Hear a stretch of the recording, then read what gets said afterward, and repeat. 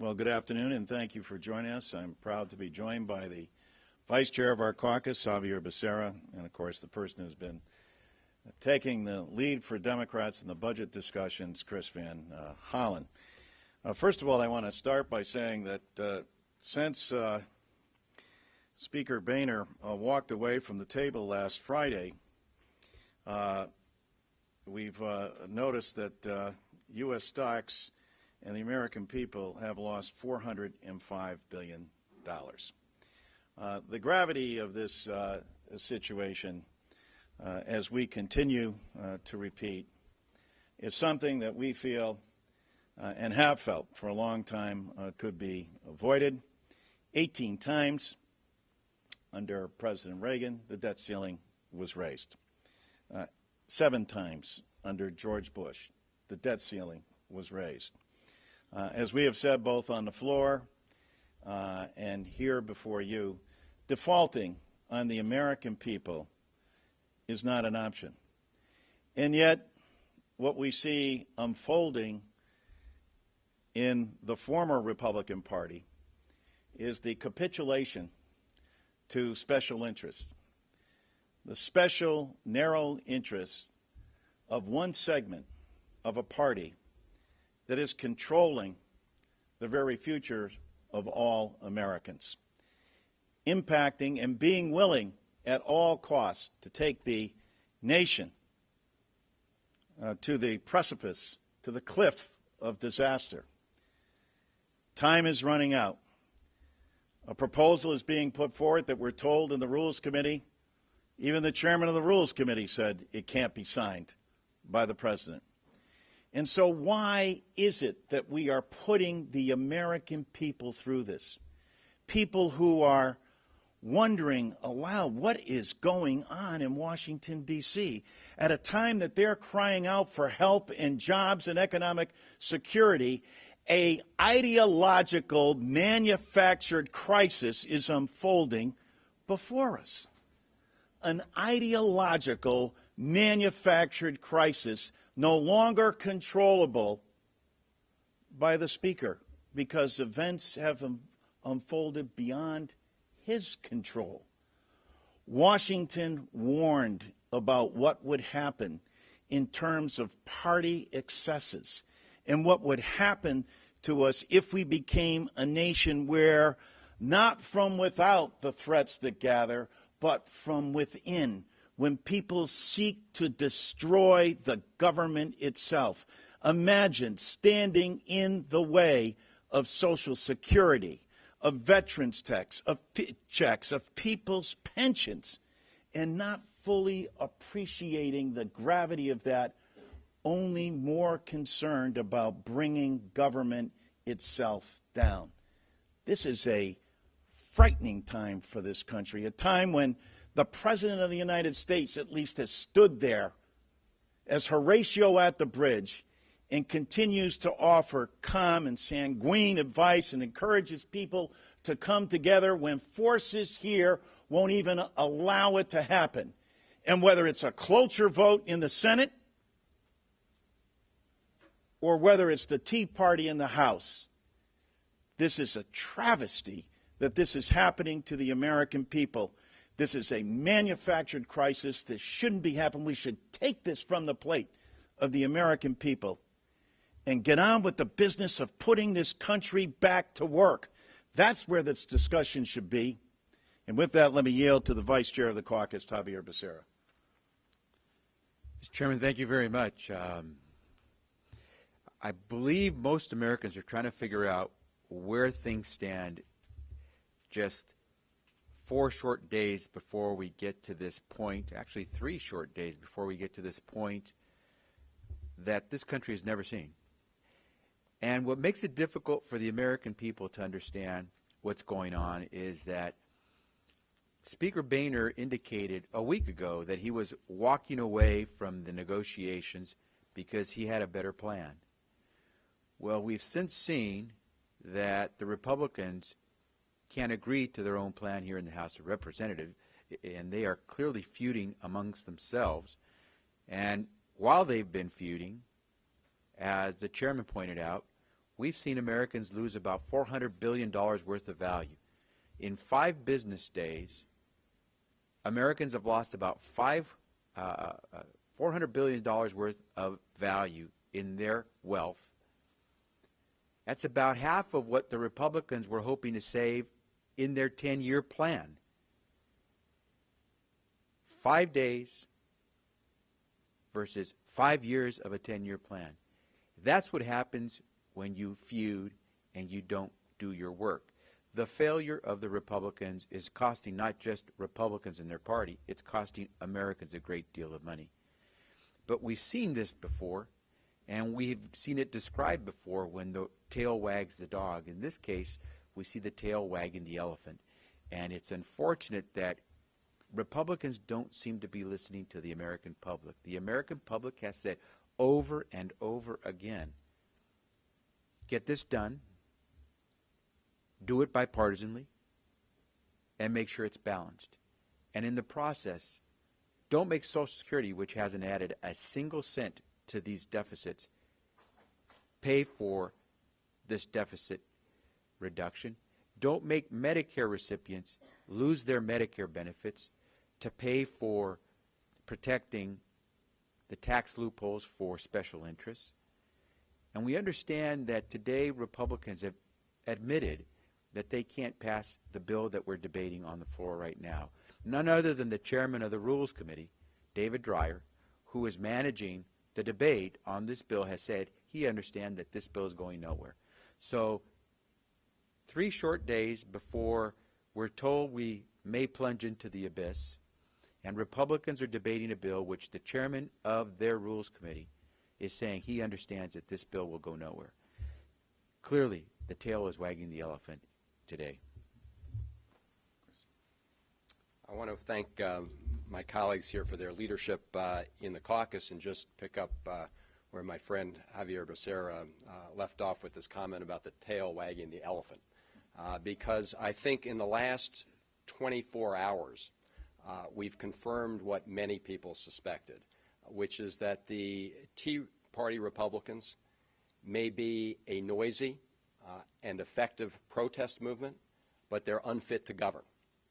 They're unfit to govern, and it is time for Speaker Boehner to do what he called for himself some time ago, which is to have that adult moment.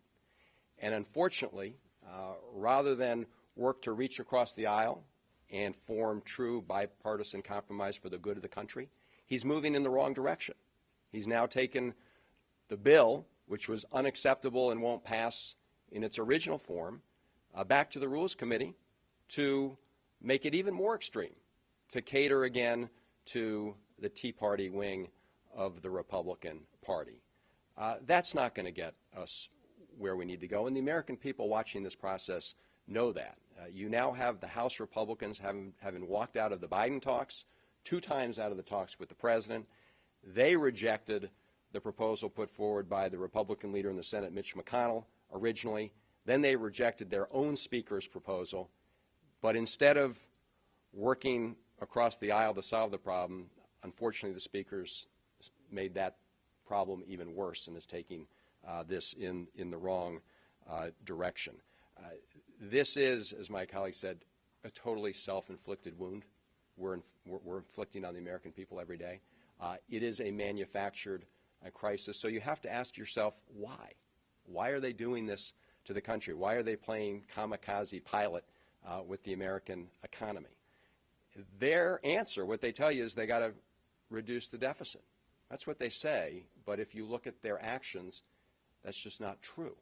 Because every time someone's put forward a balanced deficit reduction plan, they've said no. And it turns out their real objective is not to reduce the deficit. Because if that was your objective, you'd be willing to eliminate 1 penny in subsidies for the gas companies for the purpose of deficit reduction. We've challenged them. We want them to put up their hand. The first Republican that says they're willing to have 1 penny from closing tax loopholes go to deficit reduction, please come talk to us. If you're really interested in deficit reduction, you'd be willing to ask the big oil companies to stop taking all this taxpayer money. But they haven't. That's not their objective. Their objective, as my colleagues have said, is to manufacture this crisis, to try and impose on the American people a very extreme agenda that involves ending the Medicare guarantee, slashing Medicaid, slashing education. That's what they're about, not about deficit reduction. When they get serious about deficit reduction in a balanced way, we hope they'll come talk to us. Thank you, Chris. Let me say that we concluded our caucus, and we started our caucus, with the unity that I think demonstrates the importance of this nature to the of everything that's unfolding to the American people. And that unity stems from our defense of Medicare, Social Security, and Medicaid. Let me throw it open to questions. Thank you very much. Beyond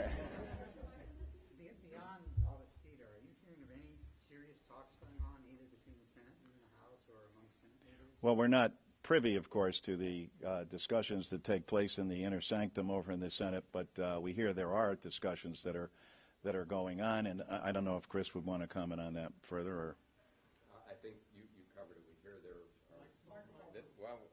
there may be the beginning of discussions between Senator Reid and Senator McConnell, but we're not familiar with the details. Yes.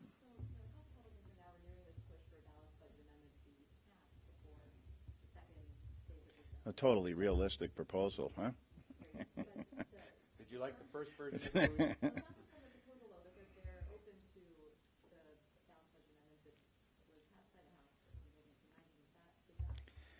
Let's call this for what it is, you know. And the initial question is: aside from more theater, this is just more theater, and with the theater is even a further move to the right in a more extreme position. And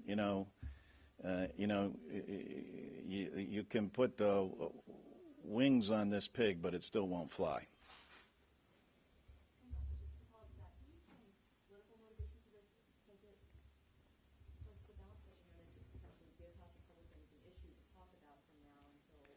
Well, I think if you're a Tea Party member, you've got to be, and listen, they come here as in believing that they are patriots, and they're full of the pledges that they have taken throughout the campaign. But here, I think they've forgotten, as Chris pointed out, that we pledge allegiance to this nation, not to Grover Norquist or to any other tax pledge. And where they're taking this country is unprecedented.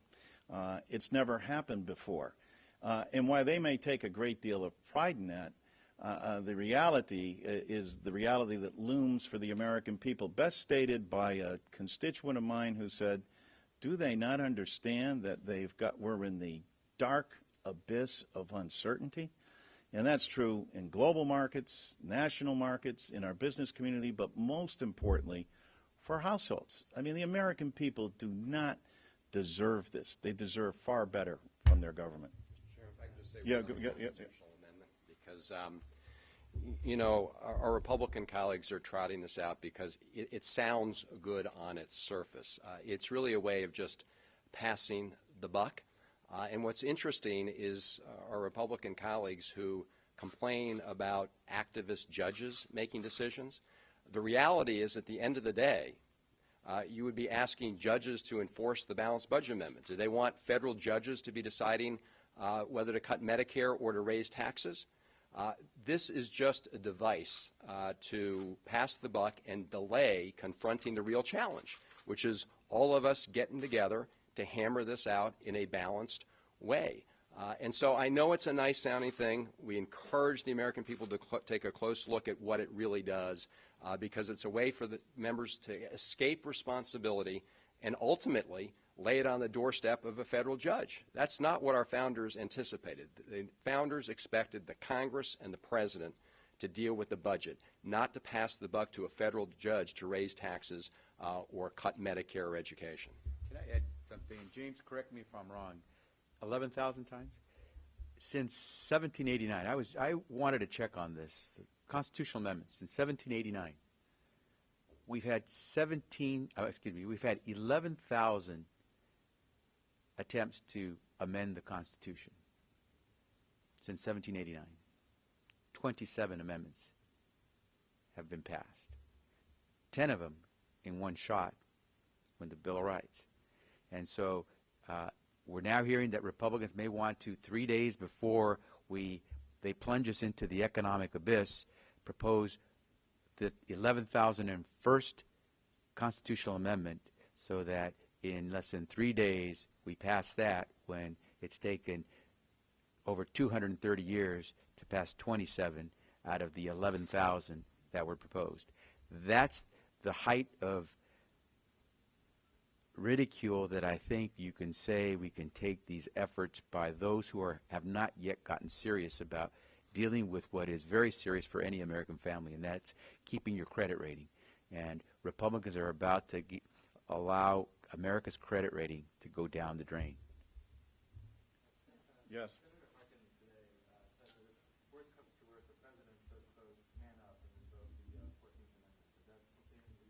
Well, I've said it before, and I'll say it again. If I know the president has resisted this,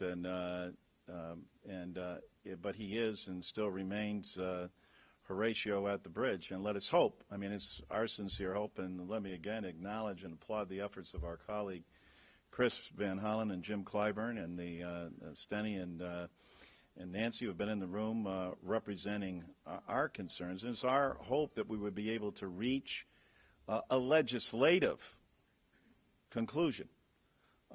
If not, and faced with these perilous events that could unfold, then I share, and I know Jim Clyburn does and others, that perhaps the president reluctantly may have to do this. Certainly something that he has said he would not. I know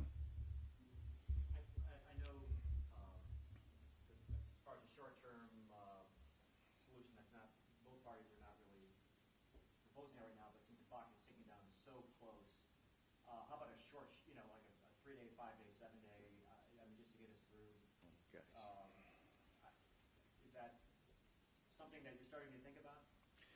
Well, how many more opportunities do you think should be provided for people to get up and walk away from the table?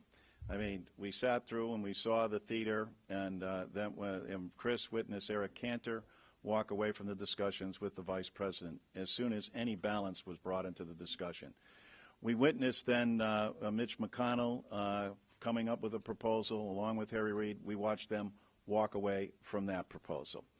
We then witnessed, and throughout this, the president continuing to reach out. We then witnessed a bipartisan group of 6, as they like to be called, 3 Republicans and 3 Democrats come up with a proposal. They walked away from that. They walked away from their own speaker's proposal and from the president's proposal.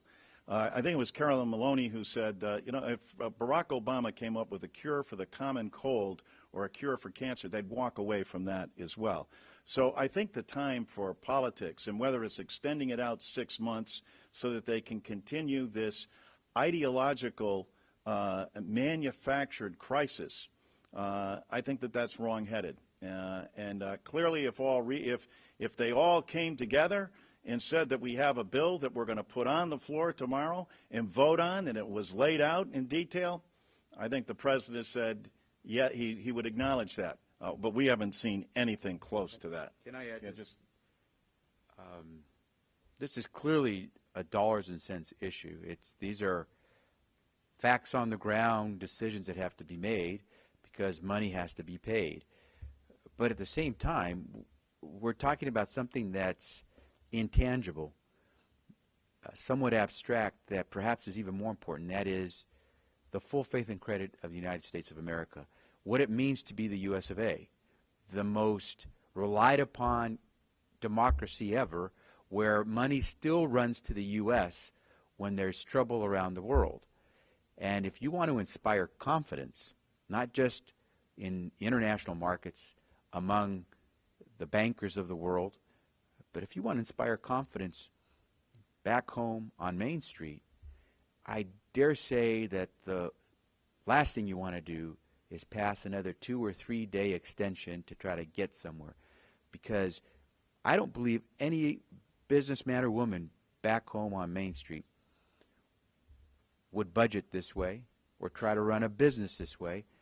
And I dare say the largest economy in the world should operate this way either. So it's time to, as Senator Harkin said, man up. Let's do something. We can do this. This was totally manufactured as a crisis.